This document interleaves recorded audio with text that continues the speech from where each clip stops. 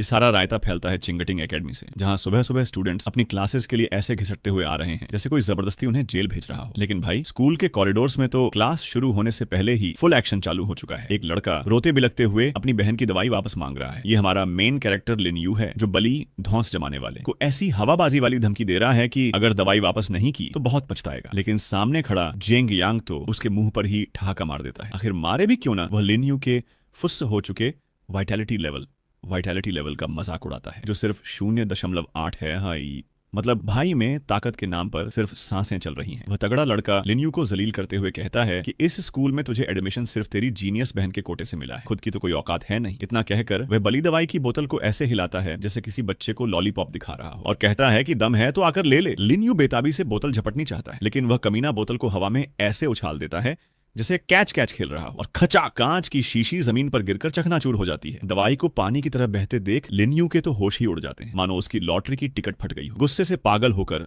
वह अपनी पूरी ताकत समेटकर उस बली का कॉलर पकड़ लेता है। लेकिन लिन यू की इसी कमजोरी का फायदा उठाकर जांग उसके पेट पर एक ऐसा कड़क और बेरहम लात मारता है कि लिन यू सीधे कचरे के ढेर में जाकर लैंड करता है। और सोने पर सुहागा देखिए, जेंग कहता है कि बेटा तुम्हारी असली औकात और जगह यही कचरे का डिब्बा है। तभी एक स्टूडेंट सुपरफास्ट स्पीड में दौड़ते हुए वार्निंग देता है कि भागो रे भागो, खड़ूस टीचर क्लासरूम की तरफ आ रहे हैं। वह बली यह कहते हुए अपनी पीठ घुमाता है कि कचरे को कचरे की जगह ही पड़े रहना चाहिए, और वहां से 9-2-11 हो जाता है। फर्श पर बिखरी कांच की कतरनों को देखते हुए लिन यू अफसोस करता है कि यह न्यूट्रिशनल सॉल्यूशन उसकी प्यारी बहन के लिए था। अब उसे दूसरा खरीदने के लिए अपनी रातों की नींद हराम करनी पड़ेगी और ओवरटाइम काम करना पड़ेगा। नफरत से उबलते हुए वह कसम खाता है कि इन दोनों बेवकूफों को मैं ऐसा सबक सिखाऊंगा कि ये अपनी नानी को याद करेंगे। अचानक उसके सामने एक हाथ आता है, मानो नर्क में कोई मसीहा आ गया। उसकी क्लासमेट लिन शिन उससे पूछती है कि इस सरेआम हुई बेइज्जती के बाद क्या वो जिंदा है या ठीक ठाक है। लिन यू इस मदद के लिए उसका शुक्रिया अदा करता है, और वह कहती है कि चलो साथ में ही क्लास चलते हैं। वक्त का पहिया घूमता है, और अगले ही सीन में लिन यू का खड़ूस बॉस उस पर ऐसे दहाड़ रहा है जैसे वो कोई शेर हो, और लिन यू उसका शिकार, क्योंकि भाई अपनी पार्ट टाइम जॉब की शिफ्ट के लिए लेट हो गया था। हड़बड़ी में लड़का बुलेट की स्पीड से कपड़े बदलने भागता है और वादा करता है कि बॉस बस अभी काम पर टूट पड़ता हूं। वो गुलाबी बालों वाली लड़की लिन शिन बस उसे जाते हुए देखती है और सोचती है कि इस लड़के की लाइफ में कितने लोचे हैं। जब वह अपनी खटारा साइकिल से शहर की सड़कों को नाप रहा होता है तो बैकग्राउंड में ज्ञान की गंगा बहती है। नरेशन होता है कि साल 2050 में दुनिया में एक ऐसा महाविनाश कैटाक्लिज्म आया जिसने हर तरफ करप्शन फैला दिया। कुछ लोगों ने मॉन्स्टर्स से लोहा लेने के लिए अपने अंदर की सोई हुई आत्मा को जगाया और एलीट वॉरियर्स बन गए। लेकिन ट्विस्ट तो यहां है भाई, उन्हें पता चला कि मरने के बाद लाशें भी इस करप्शन की चपेट में आकर खून की प्यासी जंगली जानवरों फेरल बीस्ट में बदल रही थी। अब इन लाशों को दोबारा भूत बनने से रोकने का एक ही अचूक इलाज था, इन्हें सीधे आग के हवाले कर दो। यही वजह है कि लिन यू की पार्ट टाइम जॉब एक बहुत बड़े क्रेमेटोरियम शमशान घाट में लगी है, जहां फ्रंट लाइंस से आने वाले सैनिकों के शवों को स्वाहा किया जाता है। लॉकर रूम में लड़का अपना प्रोटेक्टिव यूनिफॉर्म ऐसे पहनता है जैसे कोई सुपर हीरो मिशन पर जा रहा हो और सारे स्ट्रैप्स को कस लेता है। अपना मास्क सेट करके वह दिमाग में कैलकुलेटर चलाता है कि महीने के आखिर तक अपनी बहन के लाइफ सपोर्ट के लिए कैसे भी 5,000 का जुगाड़ करना ही पड़ेगा, वरना पत्ता कट जाएगा। अंधेरे और भूतिया कॉरिडोर्स से गुजरते हुए उसे याद आता है कि उसकी बहन एक नंबर की जीनियस है, जिसके पास साइकोकिनेसिस की महारेयर टैलेंट थी। लेकिन किस्मत का खेल देखो, उनके 16वें जन्मदिन पर वह एक ऐसी रहस्यमयी कोमा में चली गई कि अलार्म क्लॉक भी उसे नहीं जगा सकती। तब से वह बेचारी एक मेडिकल टैंक के अंदर कैद है। चूंकि लिन यू बिना किसी टैलेंट के बिल्कुल नल्ला पैदा हुआ था, इसलिए उसकी बहन हमेशा उसकी ढाल बनती थी। अब रोल रिवर्सल हो चुका था। अब अपनी बहन का रखवाला बनने की बारी लिन यू की थी। स्ट्रेचर को धक्का देते हुए वह हिसाब लगाता है कि अगर वह आज 10 लाशों को तंदूर की तरह भून देगा तो वह बली की तोड़ी हुई दवाई का पैसा वसूल कर लेगा। वह मशीन का बटन दबाता है और भयंकर लपटें उस वॉरियर की लाश को लपेट लेती है। लेकिन भाई कहानी में सस्पेंस तब आता है जब आग के अंदर से वह लाश अचानक भूतों की तरह चीखने लगती है और उससे काले धुएं वाली करप्शन की एनर्जी निकलने लगती है। कांच के पार देखते हुए वह सोचता है कि भाई यहां एक छोटी सी चूक हुई नहीं कि नया मॉन्स्टर तैयार, इसीलिए तो इस भूतिया काम के इतने तगड़े पैसे मिलते हैं। अचानक वह काली आग कांच पर आकर जोर से ठाई करके टकराती है। ऐसा झटका तो लिन यू को अपनी पूरी लाइफ में नहीं लगा था। पूरी तरह से सहम कर वह सोचता है कि भाई साहब ये क्या बवासीर है। इंसिनरेशन चैम्बर की दरारों से काला धुआं ऐसे बाहर निकलने लगता है जैसे कोई प्रेशर कुकर फट गया हो। लिन यू डर के मारे 4 कदम पीछे हटता है, क्योंकि वो काली परछाइयां फर्श पर सांप की तरह रेंग रही हैं और बिना किसी कृपा करके ध्यान दें कि वार्निंग के वो खौफनाक एनर्जी सीधे आगे लपकती है और लिन यू की छाती से आकर टकराती है। कुछ ही देर बाद जब धुआं छंटता है और प्रोसेस खत्म होती है तो मशीन से एक मेटल का बॉक्स बाहर आता है। उस अस्थि कलश यूआरएन को पकड़कर वह दुआ करता है कि रिप भाई, तुम्हारी आत्मा को शांति मिले। अब उसके सामने एक एलियन मॉन्स्टर की लाश खड़ी थी जिसे देखकर वह मन ही मन भगवान को याद करता है कि हे प्रभु, अभी जो कांड हुआ वह दोबारा न हो। लेकिन भाई की किस्मत ही खराब थी। जैसे ही वह उस मॉन्स्टर के बालों को छूता है वह काला धुआं फिर से प्रकट होता है और उसकी बांह पर ऐसे चढ़ता है जैसे कोई कीड़ा रेंग रहा हो। वह डार्क एनर्जी पलक झपकते ही लड़के के पूरे शरीर को जकड़ लेती है। अपनी चमकती हुई नागिन जैसी आंखों के साथ वह हाँफने लगता है और महसूस करता है कि कोई तगड़ा बूस्टर डोज उसके अंदर समा रहा है। जब वह सिनिस्टर फोर्स उसके चारों ओर ब्लास्ट करती है तो लड़के के मुंह से ऐसी चीख निकलती है जैसे उसका पैर किसी ने दरवाजे में दबा दिया हो। उस सियार जैसे दिखने वाले मॉन्स्टर जैकल बीस्ट की आत्मा लिन यू के पीछे एक विलन की तरह विशाल परछाई बनकर खड़ी हो जाती है। उसके दिमाग में एक डरावनी आवाज गूंजती है जो चिल्लाती है कि अपुर्ण को बहुत जोरों की भूख लगी है और अपुर्ण इंसानों को कच्चा चबाएगा। उसके दिमाग में फ्लैशबैक चलने लगता है जहां वह मॉन्स्टर सैनिकों के गाजर मूली की तरह चीथड़े उड़ा रहा था, जिसे देखकर लिन यू को समझ आता है कि यह कितना बड़ा डेंजरस खिलाड़ी था। घुटनों के बल बैठा हांफता हुआ लिन यू सोचता है कि भाई, मैंने तो अभी अभी इस मॉन्स्टर की पूरी कुंडली यादें ही देख ली। सदमे में वह सोचता है कि फ्रंट लाइंस पर हमारे सैनिक रोज इस नर्क जैसे पबजी गेम का सामना करते हैं। तभी अचानक हवा में एक गेमिंग स्क्रीन की तरह वर्चुअल पैनल पॉपअप होता है जो उसे बताता है कि बधाई हो, आप इस मॉन्स्टर की एबिलिटीज में से कोई एक माल चुरा सकते हैं। वह समझ जाता है कि पहले वाले धुएं ने उसके अंदर एक सोल डवोर सिस्टम, आत्मा खाने वाला सिस्टम एक्टिवेट कर दिया है। अब लाशों को छूते ही वह उनकी पावर्स का डेटा कॉपी कर सकता है। ऑप्शंस में जब उसे डेवरिंग टेक्निक दिखती है तो वह उसे तुरंत रिजेक्ट कर देता है क्योंकि भाई को ज़ॉम्बी बनकर इंसानों का मांस खाने का कोई शौक नहीं था। उसका आखिरी फैसला टिकता है क्लॉ एबिलिटी, राक्षसी पंजे पर, जो सीधे सीधे मारपीट करने के लिए एकदम झक्कास लग रही। और फिर क्या था, उसका दाहिना हाथ लाल कांटों से ढके एक खौफनाक पंजे में बदल जाता है, मानो वह खुद किसी मार्वल का विलन बन गया हो। अपने इस नए चमकीले हाथ को निहारते हुए वह सोचता है कि वाह, अब आया ना मजा। पैनल पर अटैक डिटेल्स और मिलिट्री मार्शल आर्ट्स शो होने लगती हैं। वो खुश हो जाता है कि चलो, अब हाथ को ही बंदूक और तलवार बना लिया, जेब में हथियार रखने का झंझट ही खत्म। तभी स्क्रीन पर एक बड़ा सा मैसेज आता है कि बेटा, अब यह एबिलिटी अगले 12 घंटे तक रिचार्ज होगी, तब तक शांति रखो। इसे देखकर वह थोड़ा मुंह बना लेता है। फर्श पर पालथी मारकर बैठकर लड़का सोचता है कि चलो, इस नए गैजेट सिस्टम को थोड़ा अच्छे से खंगाल लिया जाए। वह मार्शल आर्ट्स का टैब खोलता है और उसे वेव एब्जॉर्ब का ऑप्शन दिखता है। इसका सीधा मतलब था कि असली लड़ाई में इसका इस्तेमाल करने से इसकी प्रोफिशिएंसी, महारत प्रो प्लेयर की तरह बढ़ जाएगी। लिन यू के शातिर दिमाग में एक आइडिया आता है कि क्या वह एक ही एबिलिटी को बार बार कॉपी करके उसका पहाड़ स्टैक बना सकता है। चूंकि अभी वह श्योर नहीं है, इसलिए वह सोचता है कि छोड़ो यार, जब कोई बकरा मिलेगा तब टेस्ट करेंगे। सिस्टम के लेवल 1 को देखकर वह समझ जाता है कि यह ऐप इंटरफेस भी अपडेट यानी इवॉल्व हो सकता है। बस दिक्कत यह थी कि इसके ऑनर ने कोई हाउ टू यूज का इंस्ट्रक्शन मैनुअल नहीं दिया था। अपने पैरों पर खड़े होकर वह सोचता है कि अपग्रेड की बात बाद में, पहले जो माल हाथ में है उसे संभालते हैं। अपनी मुट्ठियां भींचकर वह मिलिट्री टेक्निक को अपनी नसों में दौड़ता हुआ महसूस करता है और उसकी प्रैक्टिस शुरू कर देता है। उसके शरीर के चारों ओर एक नीली बत्ती ऑनरा जल उठती है क्योंकि उस मरे हुए सैनिक की आत्मा पीछे खड़े होकर पीटी टीचर की तरह उसके स्टैंस को गाइड कर रही है। अपने इंस्टिंक्ट्स के भरोसे वह आगे बढ़ता है और एक ऐसा संजू बाबा वाला पंच मारता है जो हवा को फाड़ देता है। कुछ ही सेकंड में वह हवा में कोंग फू पांडा की तरह मार्शल आर्ट्स मूव्स की पूरी रील बना देता है और एक ढांसू पंच के साथ खत्म करता है। वह नोटिस करता है कि भले ही ये स्टेप्स टेडी खीर हैं, लेकिन उसका शरीर किसी पुराने मंजे हुए एक्शन हीरो की तरह खुद ब खुद मूव कर रहा है। ट्रेनिंग खत्म करके लिन यू एक लंबी सांस छोड़ता है और वो नीली बत्ती बुझ जाती है। उसे एहसास होता है कि यह मिलिट्री वाली टेक्निक स्कूल के पीटी सर की पीटी से लाख गुना बेहतर है और अब उसकी बॉडी का पावर फ्लो भी एकदम मक्खन जैसा हो गया है। इस बढ़िया रिजल्ट से खुश होकर वह सोचता है कि एक बार और ट्राई करना तो बनता है बॉस, और वह फिर से शुरू हो जाता है। अगले दिन क्लासरूम में जब टीचर जोर से उसका नाम चिल्लाते हैं तो लिन यू की नींद ऐसे टूटती है जैसे किसी ने सोते हुए पर पानी डाल दिया हो। टीचर उसे पूरी क्लास के सामने रोस्ट करते हुए कहते हैं कि 0.8 की वाइटैलिटी के साथ तुम भविष्य में सिर्फ मजदूरी करके ईंटें ही ढो सकते हो, पढ़ाई लिखाई तुम्हारे बस की बात नहीं है। इस भयंकर बेइज्जती से शर्मा कर वह सॉरी सर, गलती हो गई कहकर बैठ जाता है। जल्द ही स्कूल का घंटा बजता है और क्लास खत्म होती है और टीचर उस पर तरस खाते हुए अपनी दुनिया में चले जाते हैं। बेंच पर सिर रखकर लिन यू सोचता है कि धत्त तेरे की, रात भर जो ऋतिक रोशन बनकर ट्रेनिंग की थी उसी के चक्कर में यहाँ क्लास में सो गया। और ऊपर से गुस्सा इस बात का था कि इतनी मेहनत के बाद भी स्किल सिर्फ 10% ही बढ़ी थी, जो कि 2G की स्पीड से भी धीमी थी। वह समझ जाता है कि जब तक असली मैदान ए जंग में किसी की कुटाई नहीं होगी तब तक लेवल अप नहीं होने वाला। तभी एक क्लासमेट उड़ता हुआ तीर लेकर आता है और सोते रहने के लिए उसका मजाक उड़ाने लगता है। वह गधा उसे मुफ्त की सलाह देता है कि भाई तू स्कूल छोड़ दे और कोमा में पड़ी अपनी बहन के इलाज के लिए कटोरा लेकर सड़क पर बैठ जा। लिन यू जब अपनी नई कातिलाना आंखों से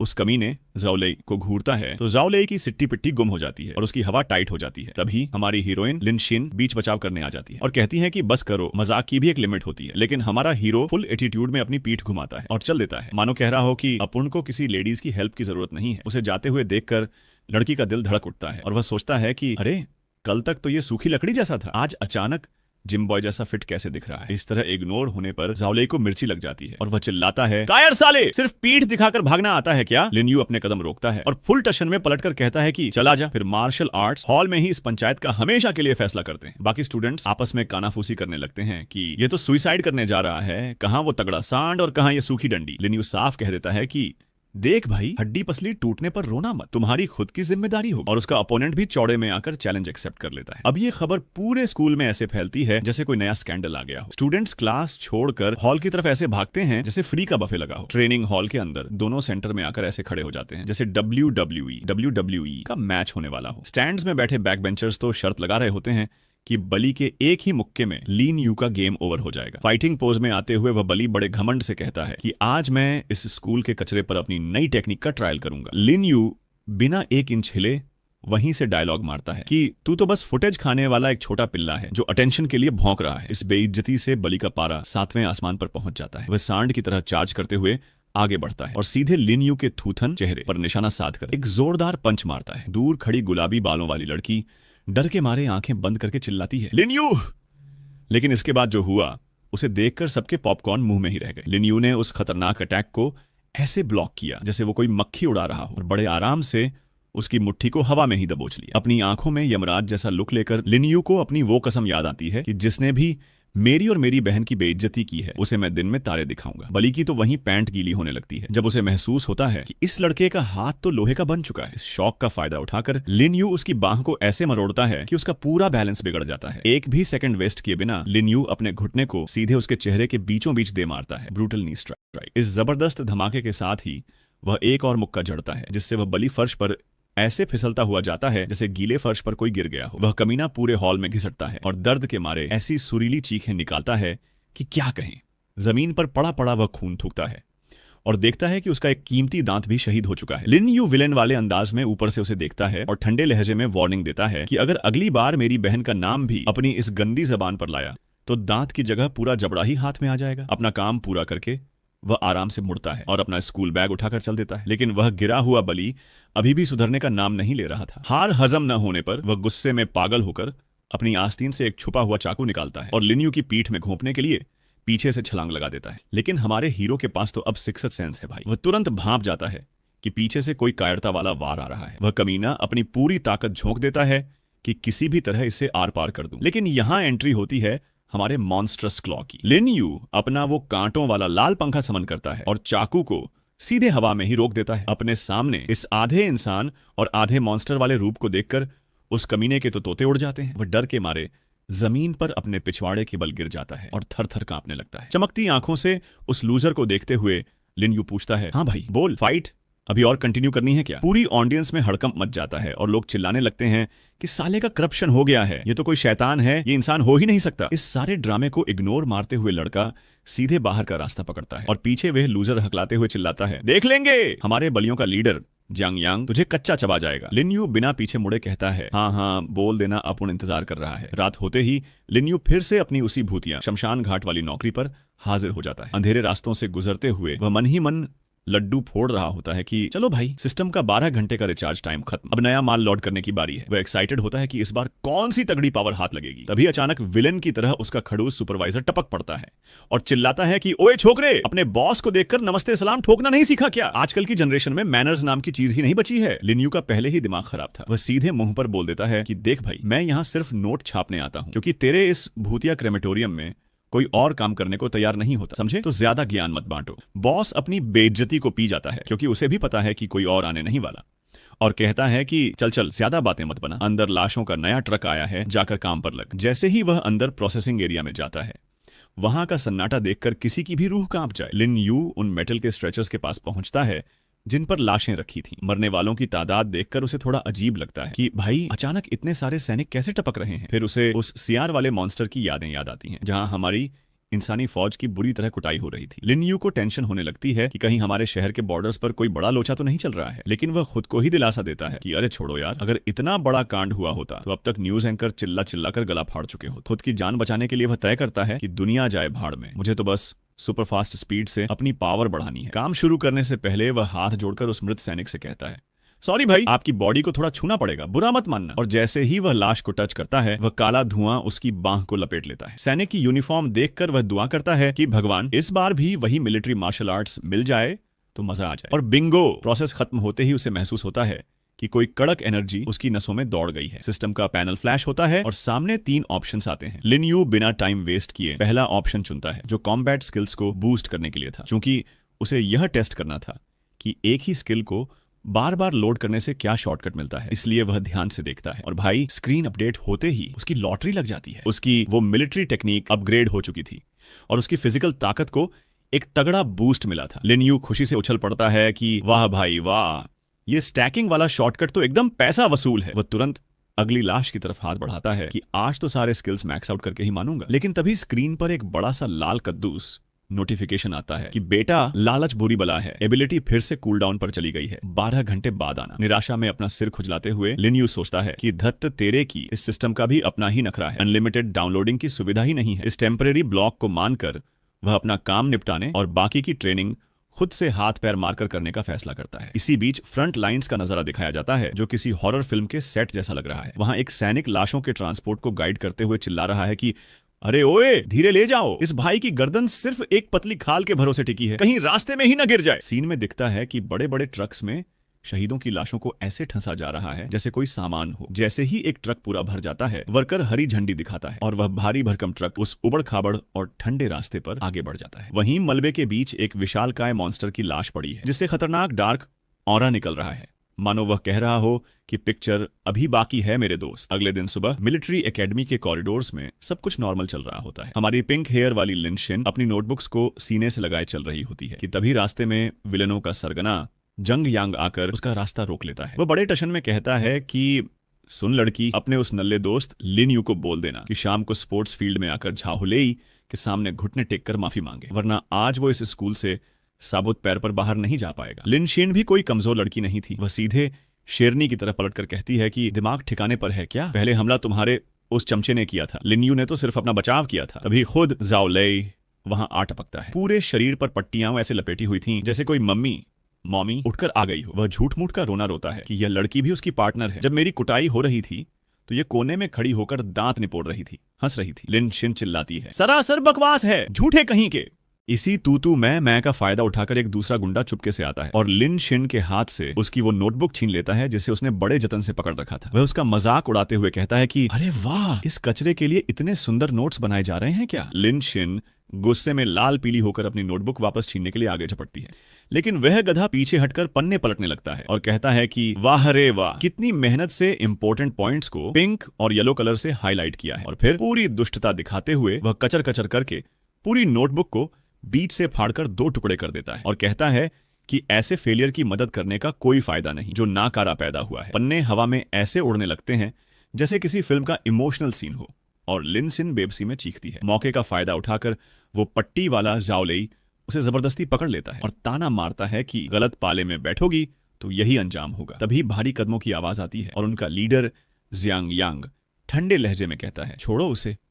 फर्श पर रोती हुई लड़की को देखकर वह कमीना कहता है कि एक फटे हुए कागज के लिए इतने आंसू बहा रही हो, उससे अच्छा तो यह होता कि मुझे खुश रखती। उस भिखारी के साथ घूमने से तो लाख गुना ज्यादा फायदा होता। इस घटिया हैरेसमेंट से चिढ़कर लिन शिन कहती है, अपनी गंदी शक्ल लेकर यहां से दफा हो जाओ, और अपनी पूरी ताकत से उसके हाथ पर अपने तीखे दांत गड़ा देती है, काट लेती है। गुस्से से पागल होकर वह कायर लीडर उसके चेहरे पर एक ऐसा जोरदार थप्पड़ मारता है कि वह चोटिल होकर फर्श पर गिर जाती है। वो पट्टी वाला चमचा खुश होकर कहता है कि हाँ, इस बदतमीज लड़की के साथ यही होना चाहिए था। फर्श पर पड़ी लिन शिन को रोते हुए अफसोस होता है कि उसने अपनी आधी रातें काली करके जो नोट्स बनाए थे। इन जंगली जानवरों ने उसे 1 सेकंड में बर्बाद कर दिया। वह बेबसी में फर्श पर रेंगते हुए उन फटे पन्नों को समेटने की कोशिश करती है। वह लीडर बिना किसी रहम के उसे देखता है और अपना सिर हिलाते हुए कहता है कि तुम जैसी लड़कियों को सीधे तरीके से बात समझ नहीं आती। वह उसका कॉलर पकड़कर जबरदस्ती उसे ऊपर खींचता है और उसके और अपने वाइटैलिटी लेवल के अंतर का रौब झाड़ते हुए कहता है कि जितना नाटक करोगी उतनी ज्यादा मार खाओगी। जब लड़की फिर भी खुद को छुड़ाने के लिए हाथ पैर मारती है तो वह कमीना फुल सैडिस्टिक क्रूर हो जाता है और अपने 3 गुंडों से कहता है कि लो भाई, ये लड़की बहुत उड़ रही है, तुम तीनों मिलकर इसकी अच्छे से मरम्मत करो। अगर इसके हाथ पैर भी टूट गए तो जिम्मेदारी अपुन ले लेगा। उनमें से एक बेवकूफ अपनी मुट्ठियां भींचकर आगे बढ़ता है और चिल्लाता है, आजा बेटा, हमारे ग्रुप से पंगा लेने की कीमत चुका। लेकिन इससे पहले कि उसका मुक्का लिन शिन को छुए, अचानक हवा में एक लोहे जैसा मजबूत हाथ आता है और उस हमले को ऐसे रोक देता है जैसे वो कोई बच्चों का खिलौना हो। और एंट्री होती है हमारे हीरो लिन यू की। वह उस गुंडे का हाथ झटकते हुए गुस्से में दहाड़ता है कि सालो, 4 लोग मिलकर एक अकेली लड़की पर गैंग अप कर रहे हो। शर्म नाम की चीज बची है या उसे भी बेच खाया है? लिन यू को देखकर लिन शिन को थोड़ी राहत तो मिलती है, लेकिन वह डर के मारे कहती है कि लिन यू, तुम इन लोगों के मुंह मत लगो, चलो यहाँ से भाग चलते हैं। लिन यू उसकी बात को इग्नोर मारता है और उस गुंडे की कलाई को ऐसे मरोड़ता है कि कटाक की आवाज के साथ वह गुंडा ऐसी सुरीली तान चीख छेड़ता है कि पूरा कॉरिडोर गूंज उठता है। दूर खड़ा गैंग लीडर मन ही मन खुश हो रहा होता है कि चलो अच्छा है, शिकार खुद ही चलकर जाल में आ गया, मुझे ढूंढने की मेहनत बच गई। रास्ता साफ होने पर लिन यू जमीन से अपनी फटी हुई नोटबुक का एक टुकड़ा उठाता है और देखता है कि यह उसके आने वाले स्कूल एग्जाम के नोट्स थे। उस मुड़े तुड़े कागज को अपनी मुट्ठी में भींचते हुए वह बेहद ठंडे और कातिलाना लहजे में कहता है कि चलो मैं ऐसा मान लेता हूं कि कुछ पागल जंगली कुत्तों ने इस नोटबुक को फाड़ दिया है। ये सीधा डायलॉग लीडर के ईगो पर जाकर धश से लगता है। वह चिढ़कर कहता है कि एक अदना सा कीड़ा होकर तेरी इतनी हिम्मत कि तू हमसे ऐसी बात कर। अब बातों का अंत और लातों का प्रारंभ। लिन यू बिना 1 सेकंड गंवाए आगे बढ़ता है और उसके पूरे शरीर के चारों ओर एक कड़क और चमकीली ब्लू ऑनरा, इंटेंस ब्लू लाइट जल उठती है। वह कसम खाता है कि जिसने भी मेरी दोस्त पर हाथ उठाया है उसकी तो आज मैं चटनी बनाकर ही दम लूंगा। इस अचानक और तूफानी हमले को देखकर उस लीडर के भी होश उड़ जाते हैं और